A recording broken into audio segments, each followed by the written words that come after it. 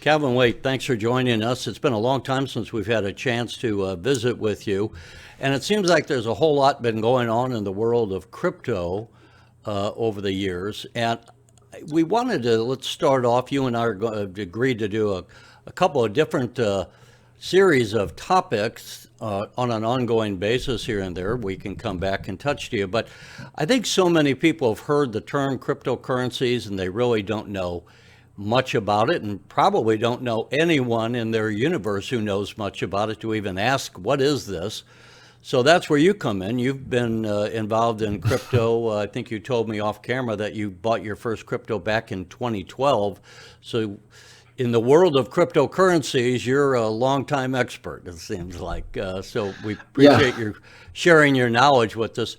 So with that in mind, and before we get into some more complicated issues, in this video, we'll just cover some of the basics. Can you start off by telling us what is cryptocurrency?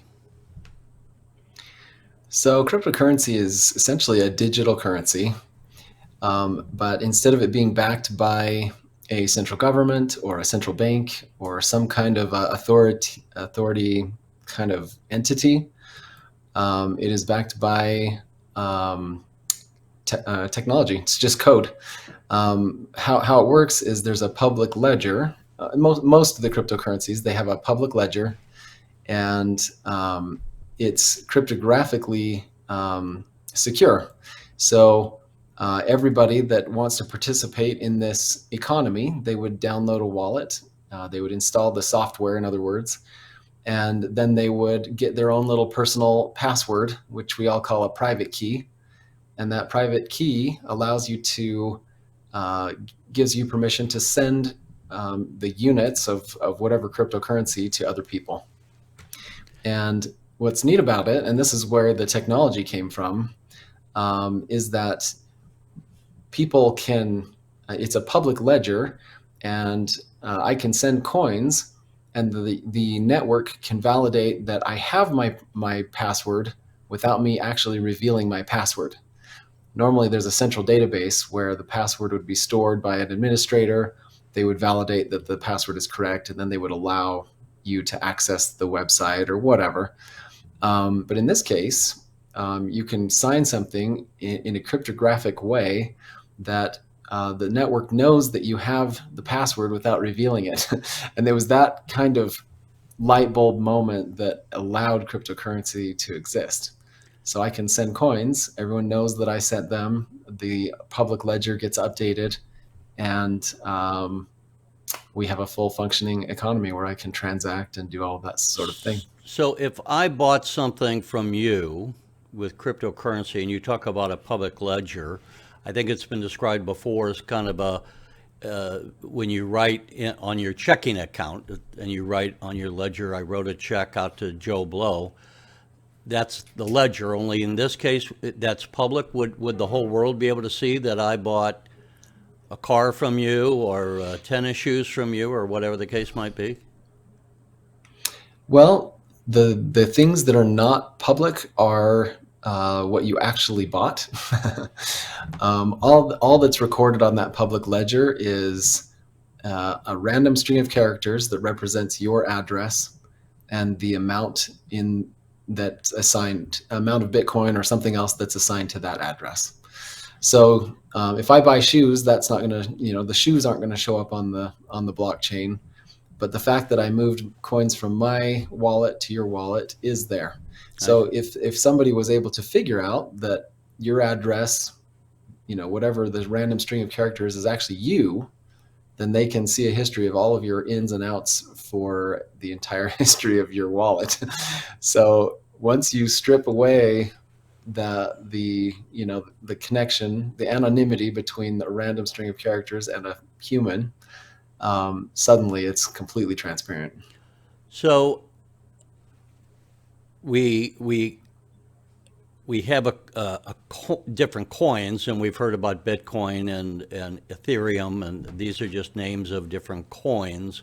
I suppose we could say just like we had the Deutschmark in Germany and the French franc, those are different coins that were generated by different countries in that case. And so we have different coins, and we call a wallet, I guess that's what kind of a digital envelope, we might say, where we put our coins. Just as we would have paper dollars in our wallet, we're using these same kind of terminologies. And then when I go to Yeah. buy something, I take the digital coin out of my digital wallet to make a purchase. Now, a Bitcoin, and of course they vary in value. They go up and down, kind of like stocks do, or the price of oil does. It's a marketplace valuation. But when I've looked at these coins in the past, Bitcoin, to name one, might be worth $30,000 for one coin. If I want to buy something that's $100, can I do that with a cryptocurrency that's worth $30,000? Yeah. So almost every cryptocurrency is divisible. And in fact, Bitcoin it goes out 8 decimal points. So you can actually trade nearly a hundredth of a penny at a time. So you just transfer those tiny little decimal points of a Bitcoin to buy and sell. Ethereum's even worse. I think a lot of the tokens on the Ethereum blockchain, they go out 18 decimal points. So I guess they've really tried to future-proof the ability to really scale down to very minute amounts. If you wanted to buy something and it cost 50 cents, you could do it. The only cost prohibitive issue with Bitcoin itself is that the sender pays the network fees. So if I needed to send you 50 cents, I would have to pay $15 or $20 as a fee to send you that 50 cents. And so there are other solutions that the developers are working on. There's a Lightning network that's a second layer to Bitcoin that allows you to send Bitcoin units for virtually free. I mean, it's just a fraction of a penny. What is the problem or problems that cryptocurrency is looking to address? Why would this be better, and why would I use that just instead of using my paper currency? Yeah, well, I think it was harder to see in years past, but when COVID came around and the US government essentially printed 40% more currency out of thin air than had existed in the entire economy in a matter of a year, people could really start feeling the impact of central governments and the decisions they make, because we've had a very, very high inflation as a direct result of all of that printing. And, people don't realize that there is an alternative to a system like that. Bitcoin is limited to 21 million Bitcoin. And because of that, it is a deflationary economy instead of an inflationary economy. It was almost done as an experiment, but it has created this extremely hard asset where the more money is printed, by comparison, that 21 million will never change. So when you own a portion of that Bitcoin network, whether it's a single Bitcoin or a fraction of a Bitcoin, you will always own a percentage of the same percentage of that economy. If I was to save $1 million and put that in a bank account, every year that $1 million represents a smaller and smaller percentage of the total currency supply. And over the period of 50 years or 100 years, that $1 million buying power, at very best case, would be worth half. But the buying power would probably be worse in a situation where the government is printing so much money that 40% more money supply has showed up on the economy. And now we're in a situation where we've been dealing with many years of 6-7% inflation. And then, of course, these are just the numbers that they're giving us. When you actually, if you were looking at the basket of things that you buy, and looking back over time, what that true inflation rate is in your case, you'll notice that it's probably higher than whatever 3% or whatever they just barely came out with. Yeah, so So the Federal yeah, Reserve, I mean, to take your point, during the COVID time period, just expanded the money supply out of thin air, as you say, which basically is the same thing as a counterfeiter printing money. It devalued all the currency that was in circulation. So while we didn't immediately see it, the dollars we had in our bank accounts, the dollars we had in our wallet, all of those, the purchasing power was declined because the value of the dollar was devalued. Not to get too geeky, but this is how the Federal yeah, Reserve controls kind of inflation, and frankly, this is why they're raising interest rates now to make the cost of money more expensive and to tap hmm down the inflation that they cause. So with a cryptocurrency, you're not going to be able to expand the money supply. As you say, it's a fixed amount in circulation always. But yeah. But keep in mind, does that create another problem though? If some people who already have a lot of the cryptocurrency and you can't expand the realm, wouldn't that kind of, is there a danger of creating a world of haves and have-nots? that's a really good question. What's interesting, and I've thought about this a lot. Um, and by the way, we need to talk about many other reasons why we need them. But to finish out this specific situation, um, there it's almost human nature that there's a percentage of the population that the second they have something, they spend it. And then there's another percentage of the population that when they get something, they're interested in figuring out how to acquire more. And so I've been around since 2012, and I knew a ton of people that had thousands of Bitcoin or hundreds of Bitcoin back in the day. And if you ask them how much they have now, they have very little. It's only that certain type of personality that actually hangs on to it. And so the haves and the have-nots, um, interestingly, if people um, if people had no choice and they had to transact in a cryptocurrency like Bitcoin, even if when it's uh, deflationary, people have to buy food and they have to pay for their lives and housing and whatever.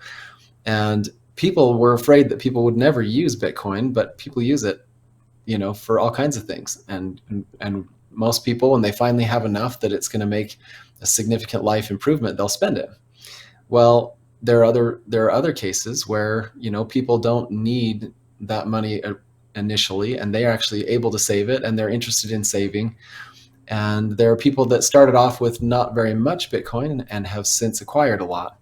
So look at Michael Saylor. He kind of showed up on scene about 2017, and he's now amassed a ton of Bitcoin.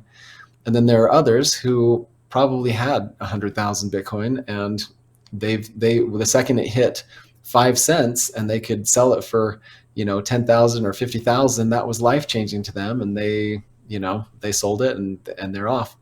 It Let's go doesn't back stop to, anybody. I think you wanted to talk a little bit more about why we need them and Yeah. what kind of problems do they solve? I mean, inflation, as you say, is one. You can't have the Fed devaluing all of our money by doing Uh-huh. what they did, expanding the money supply so grossly. So that's one solution to it. Are there other reasons to have Yeah. cryptocurrency? So a couple things. One of the reasons also is that it's a ledger with assets on it that are independently verifiable. So if you were like, I'm interested in gold because it's scarce and it'll be a hedge against inflation, and maybe we can use that instead. Well, the problem with that is that nobody knows how much gold there is. There's no way to verify or validate what's out there or what potentially could come into the economy or whatever. And in the case of cryptocurrency, every node has the exact it has a ledger of the exact amount down to 8 decimal points of Bitcoin that exist in that economy. And you can see whether it's moved or not, sure, but the fact that you know the exact parameters of that economy is pretty incredible. So the level of transparency and all of that is very interesting. So let's pretend like the government or a certain group, you were able to see which wallet was theirs. You could tell whether they were donating money to the things they said they were donating to. You could see if money was being laundered. You could see independently verifiable, when money's being moved or when things are going in and out. And that kind of transparency is just absolutely second level. It kind of makes it gave me a lot of interest in Bitcoin, just realizing that it's very hard to get away with things. Another reason why cryptocurrency makes sense is that it's permissionless. Right now, it just feels like there's always an attack on our personal freedoms. And there just seems to have always been a group of people in the world that feel like they just have this insatiable appetite to control other people. And if you want to control a populace or control a group of people, if you control the money, you control everything. And Bitcoin and these other cryptocurrencies, you can send them to anybody without asking for anybody's approval or permission. I think that there is so much value in that. I don't have to, sometimes it's convenience. If my bank's closed on the weekend or in the middle of the night, I need to send someone some money or something, I can do it. I don't have to ask. I don't have to wait for institutions to come back online. And I'm in complete control of the value that I've amassed or acquired throughout my life through work or other things. The most stark, example of this is, let's say you've got $1,000 in your bank. You go to the grocery store and you buy $100 worth of groceries, and you swipe your debit card or your credit card, and it gets declined. Well, you find out real fast that your money isn't yours, and that every time you buy anything, you're asking permission to use your money. And that situation is completely avoided by cryptocurrencies. Well, what does that do to a country that has a very domineering, communist controlled situation, or a dictator that wants to completely keep its populace under So as an control? example, let's look at China. People there have a hard time. They can't take their money out because of the regulations of the Communist Party of China. Now, we have some of those people buying real estate, oddly, in New York. This is what's driving the rents up in New York City, apparently, is that so many people from China are buying real estate in New York. And there's no one living in the condo they bought or whatever, but they're using it just as a way of storing the value of money because they Yeah. can't technically take their money out of China. Should we look at cryptocurrencies, which is they would be another financial tool? Would this be a financial tool that would be designed to replace all of the dollars? I mean, the way we go to the store or just put a couple of dollars to wash our car? Is it meant to be a replacement, or would it be more to where you are using maybe from one corporation to a next, making major purchases, or the transaction of international trade where you might be exchanging several $billion worth of corn or soybeans? I mean, what is the actual application intended to be for? Or is one application more practical than another? Well, so originally the intention was, we're going to create an alternative currency and it should be used for everything. Well, then Bitcoin hit 10,000 or 20,000, and suddenly it was not very good for buying a cup of coffee or something small. And so the intention doesn't really matter. The intention that was originally put into in the minds of the original inventors doesn't matter. It's whether it's useful and how does the economy use it. In other words, so I believe personally that it will not replace fiat currency, because as long as there is a government that exists and there is a printer and, and a population, they're going to use it, and nothing will really make it disappear. But what it does represent is an alternative, and this is the thing that is world changing in my mind, because for the first time ever, we have a reliable third party, you know, a currency that we can hold and store and use as much as as much as we wish. In the United States, we don't need to use Bitcoin for everything. Our inflation rates are high, but they're not insane, and our money generally is, keeps its value, and it's good for day-to-day transactions. But I'm very interested in getting as much Bitcoin as I can for future, for almost planning for my future, and that's my use. And then honestly, if I needed to send money to someone or somewhere, let's say if I was traveling abroad and they accepted Bitcoin or Ethereum as payment for services, that would be probably even cheaper than me doing, whatever transaction exchange rate fee going from US dollars to whatever other currency, and doing all of that. I already have in my possession an alternative global currency that I can use however I want. I think a lot of people, and myself included, have kind of looked at these people buying cryptocurrencies as they're doing it just as in a lot of cases, from talking to people, it's kind of a get rich quick scheme, that they're buying it hoping that the value of the cryptocurrency will go up. They're not buying the crypto to use it in transactions. They're buying it the way they would buy a hot stock, so to speak. Yeah. What is the actual application these days of crypto? Is it being used more and more for transactions? I think that there's always a case. I think that side is growing. But to be honest, I look at crypto. See, I'm a trader, right? So I trade professionally, meaning my profession, my entire job is to trade, and so I look at these economies with a lot of fascination, and I'm very interested in the markets going up and down, and I do see it as an investment vehicle.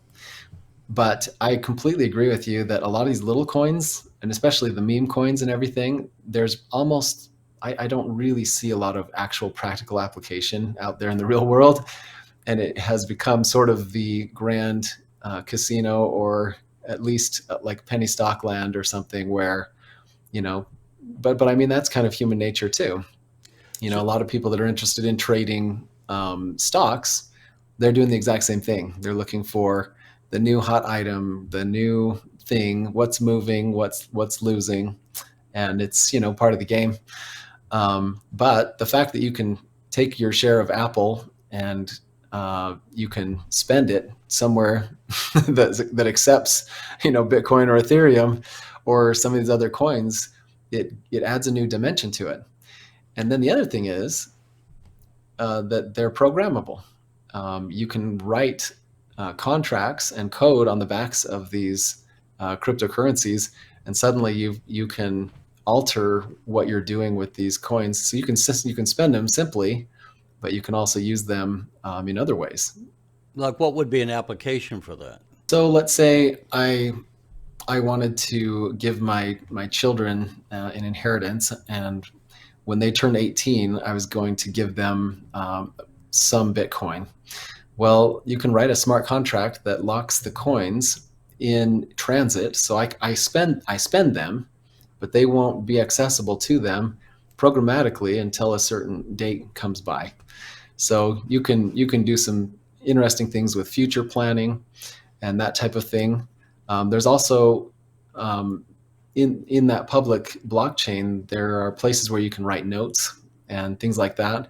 So with being able to write notes in there, you can write messages. You can do all kinds of things. The application is that in those notes you can create instructions where if certain things, if certain conditions are met, then coins will be moved. Or So it nowadays, sounds like you could almost use this like a will. I mean, in case you die, that you could disperse yeah, the that's funds to whoever you wished. Are there more legitimate coins than others? But also, if I want to mhm. buy one, how would I begin to buy one? I don't think I can go to the bank and say I want to buy a cryptocurrency. So how is this done? Yeah. So excellent question. Now, the challenge with cryptocurrency, and that's because of the challenge between regulations and governments. Some governments like them, some governments don't. Some allow them, some don't allow them. And the big challenge is, how do you cross the bridge from U.S. dollars or any other fiat currency over to crypto, and then how do you get back out if you ever need to? And at this point, you have to find a cryptocurrency exchange that will allow for that. There are a lot of exchanges in the United States. You would use a Coinbase or something like that. I know you can buy crypto, like you can buy Bitcoin or other things, I think using PayPal and Cash App. And I know Fidelity's got a cryptocurrency desk. But what you want to be careful of is you want to make sure that you can withdraw them. Because if you buy Bitcoin with Fidelity and then you're like, okay, I have some Bitcoin, now I'm going to put it in my own personal possession so I actually have control over what I just bought, they won't allow you to withdraw. So you need to make sure that you can withdraw your actual cryptocurrency. Otherwise, you're just giving them a loan. You're just buying paper Bitcoin that you don't actually own. So when you do that, that's why I recommend a Binance or a Coinbase to initially go from dollars to crypto. And then once you're there are a lot of other exchanges that are cheaper and a little easier to use. I like to use a exchange called MEXC, MEXC.com. But there are a lot. You kind of, I try to stick with the bigger exchanges just because they have better controls. I've over my decade of experience in crypto, a lot of exchanges will go bankrupt or disappear or whatever. I've had that happen. So larger, more reputable exchanges are safer. An exchange where you bought your cryptocurrency goes bankrupt. Do you lose your money, or because it's in a ledger, Yeah. is it still safe because it's in your name? Well, so if you buy cryptocurrency on an exchange and you leave it there, you don't control it. Same as putting money in a bank. It's just that you've replaced your bank with the exchange. So when you buy cryptocurrency, you want to actually buy it and take it off the exchange.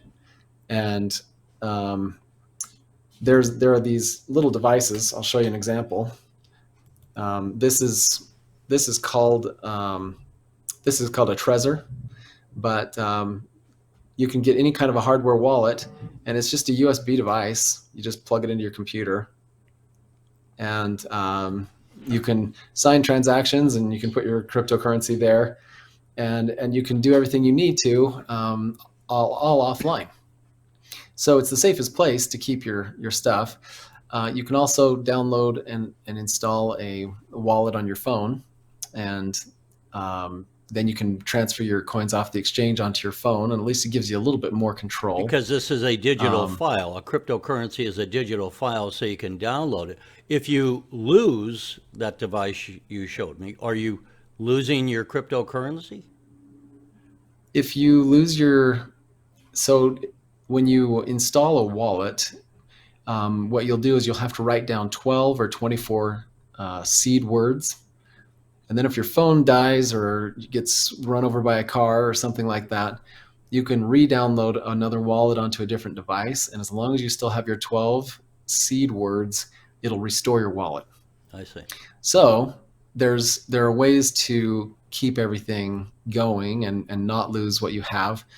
The only thing is you just need to be careful about those 12 seed words, because obviously if somebody takes a picture of those, or if somebody has those words, then they have access to all of your stuff too. As long as you have your security words, you can restore.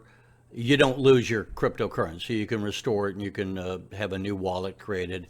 and money, your value of your purchasing powers goes back in. We've Correct. already gone longer on what I hoped it would be kind of a primer, but on the other hand, there's so many aspects of this that when we start from ground zero, that we had to kind of cover base. Before we close out this version and get into maybe different aspects, is there anything else we should add for those trying to get a basic understanding? You can't be intimidated by it. It's easier than you think. The impact that crypto is having and going to have on the world is unbelievable. And you don't have to, mortgage your house and put all your money in, and you don't have to be a scientist to figure it out either.